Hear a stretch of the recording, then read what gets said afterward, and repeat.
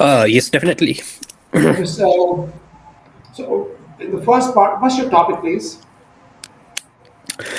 So I'll keep my topic from yesterday. So my topic for today is education, Okay. And what are your and 5 points? for my topic, I have selected 5 key points, and the key points are my primary education, Mm-hmm. importance of certifications, Okay. education and skills, All right.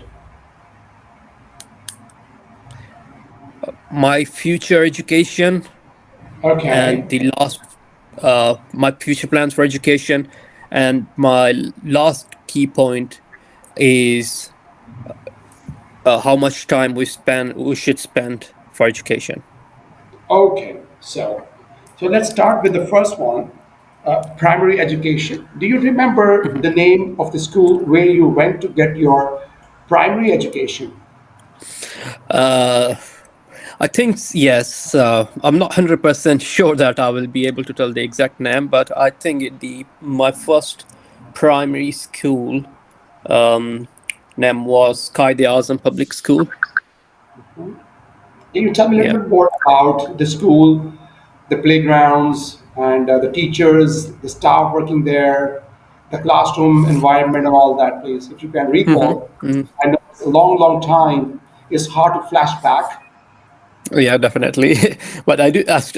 It is India, but there are some bits which you never forget in your life. There are some things which stuck in your memory forever. But yes, my first where I started my primary education was around 10 miles away from my home. I used to go in a private car, not private car, sorry, in a shared van. It was English medium school, so we have in Pakistan different medium for teaching the school. It was a private school, not government. So the and teachers were really nice. I don't remember many of them their names, but I do remember their faces still. Uh, I was there only for a few years. I would say 2 or 3 years, but. Yeah, it was a good school. It was till so in Pakistan you have your primary and then secondary education. So it was till uh, something called in Pakistan seventh grade. Was still only seventh grade, but I was there only for like 2 or 3 years. Not even reached. Uh, I see. for some reason I had to switch another school then. All right. So we tried to jump from bottom to the top. So what's your highest education that you have gotten so far? Uh, so from my primary education, once I completed my something called in Pakistan 10th class. I know in the UK it's a bit different, education system. You have your GCSE. First you complete your schools, and then you complete your GCSEs, and then you do your A level. So it's something like once you complete your GCSEs, then you go for A level. So once I completed my primary education, or basically GCSEs, then I went for my degree to the college. I did bachelor's in arts in my academic education, and then obviously on the sides I did multiple certifications. So what are your plans for your future education? Um, well, I believe education is something which you have to, if you want to grow and if you want to keep your brain alive, it's something which you should, keep continue learning. So every day I'm learning something. For now, I'm focused on something called in networking world MPLS and segment routing, VXLAN, EVPN. But by the end of this year, I have planned to pass. In RC, which is a Cisco certification for professional level exams, and you get a professional level exam. I already have in course, so basically it's two-part exam. You attempt two different exams, and then you got the final award. Let's call it final award. Both hold their own certifications, but when you both combine them both, you get the ultimate power of the certification.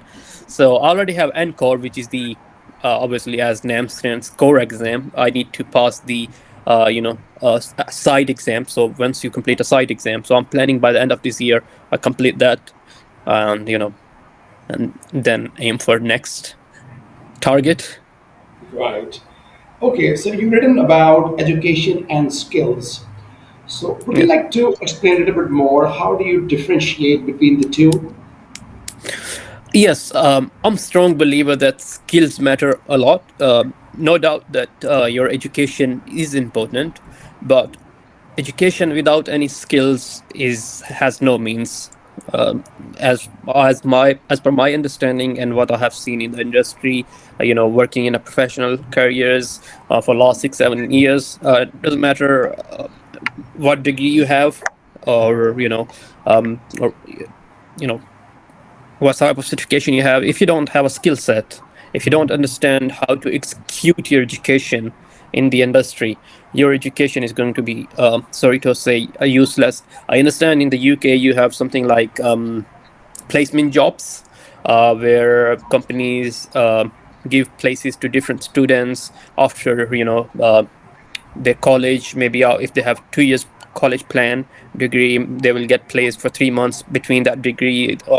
I know they're also called sandwich courses in the UK, where after three, if it's a 4 year plan, you get like after 3 years 6 months to do some work, and you gain that in that time of period some knowledge, and then you complete your degree, and then you go out and do your job. So you already have some experience or skill set of the industry. But in our country, in Pakistan, it's not like that. And people are most of the time just focused on this education part, which is great.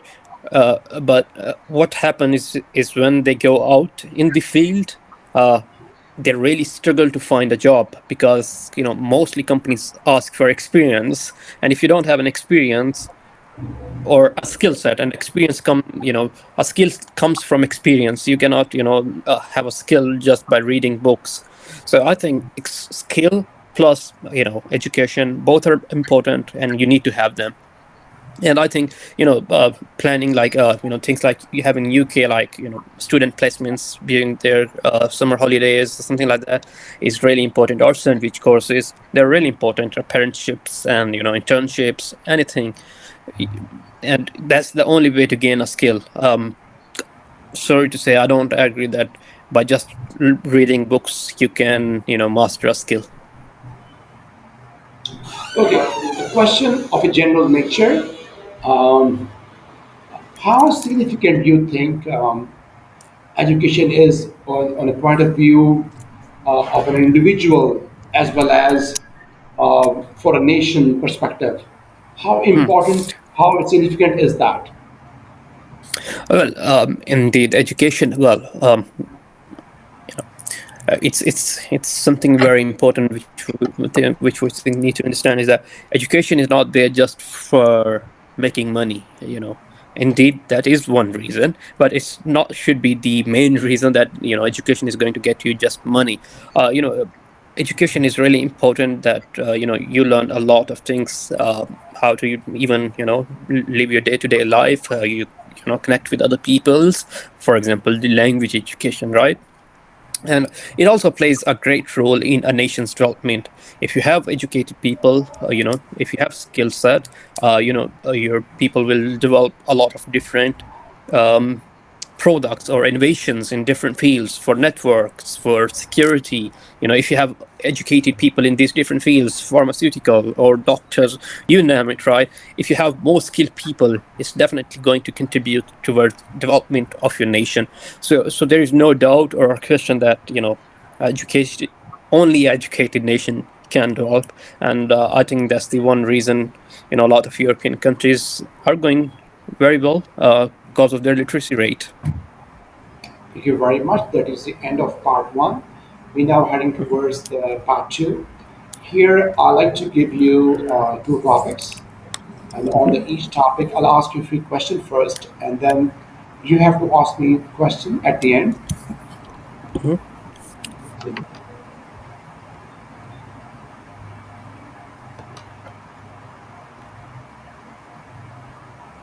All right. So now in part two, our topic for the first topic is um, special occasions.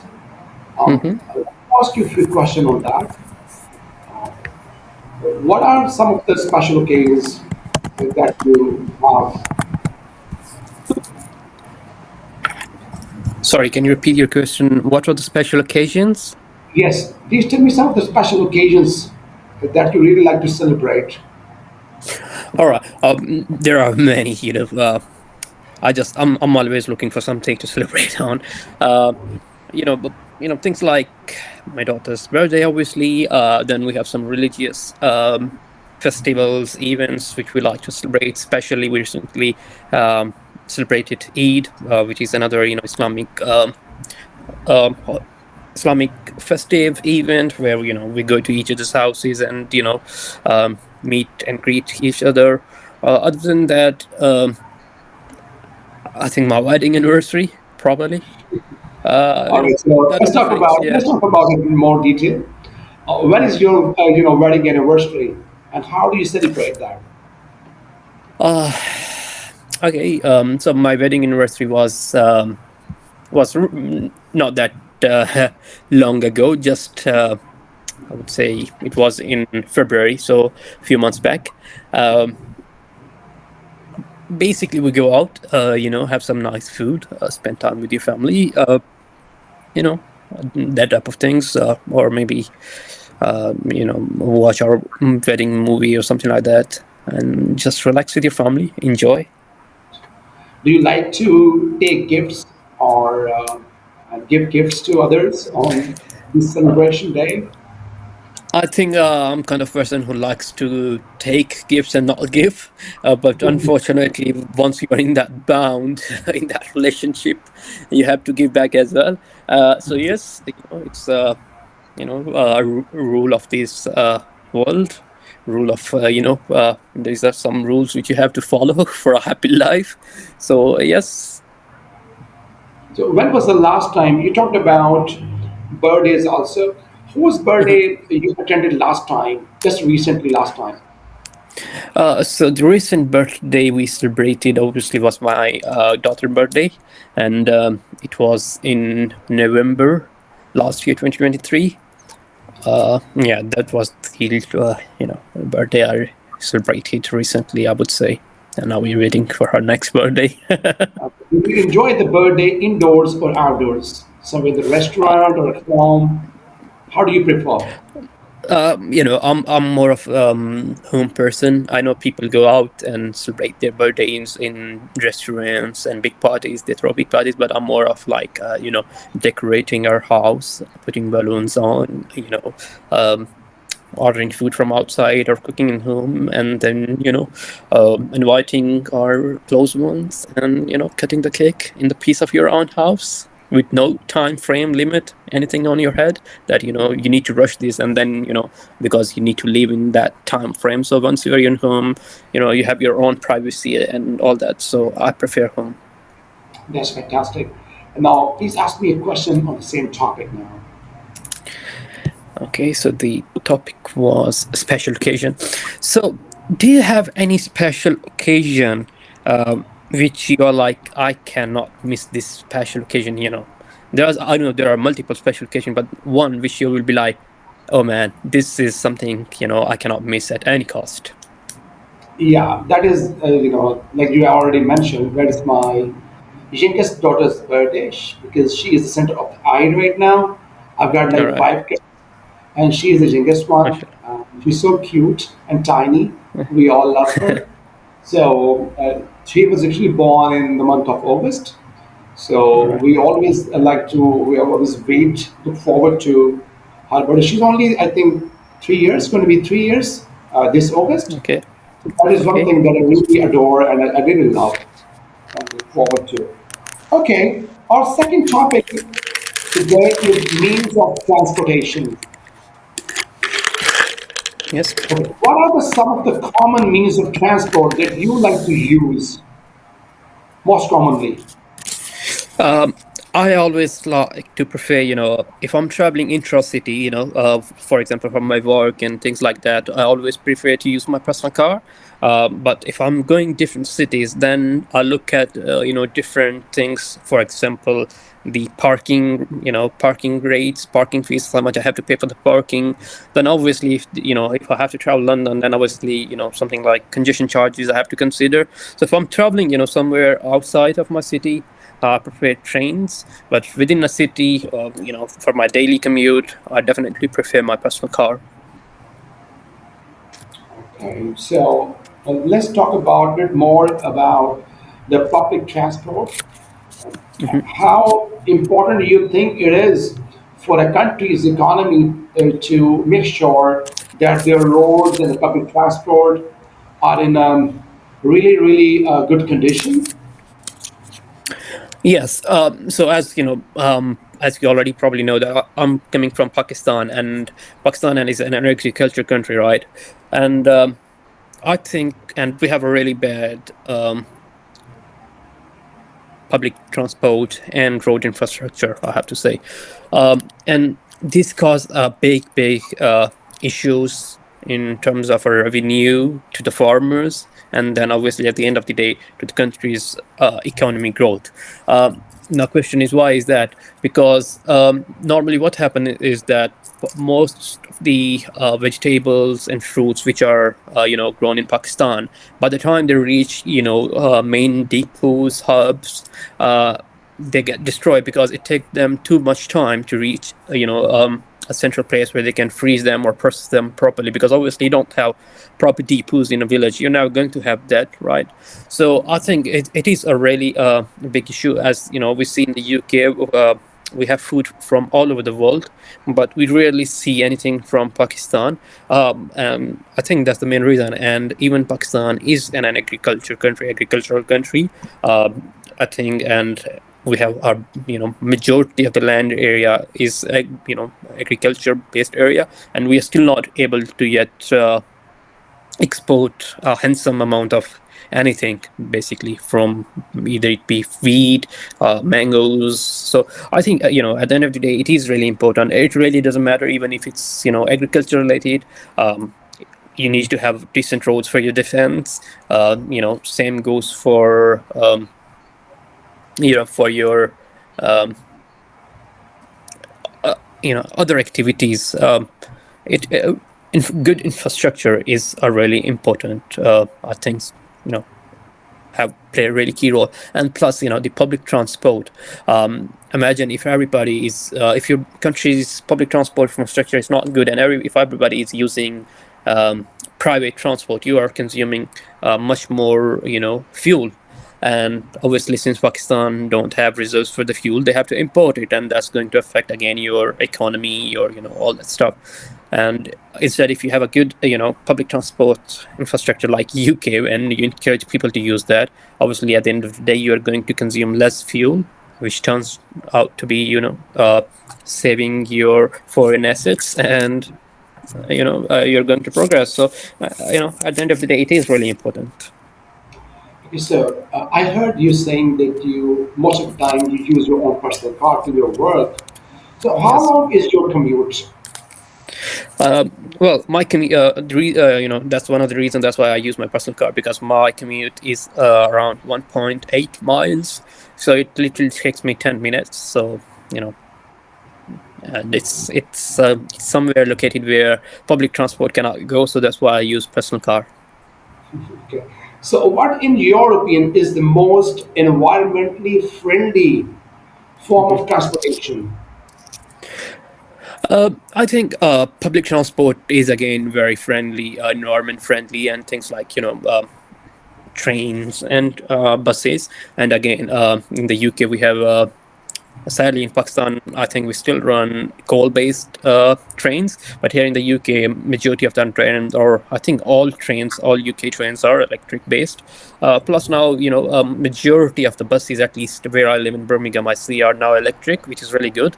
We are not destroying our ozone layer and less carbon monoxide in the air. So I think that's one. And I think private cars should be also slowly moving towards the greener energy, towards greener energy, and that's definitely is electric. Well, that's another debate of if how we are getting that and electricity at the end of the day. But I think anything which is run by electric, be it buses or trains, are a greener energy and environment friendly. Okay, superb. Now it's your turn to ask the question.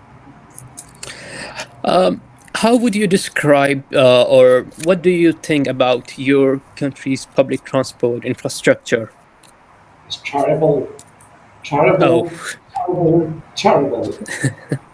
You talk about from buses to trains to airplanes. I'm sorry to say this, but that's what the reality is. Uh, like you said, it is top-notch important for any country's development to have a good indeed. road infrastructure. And I hope to see you one day. Finger crossed.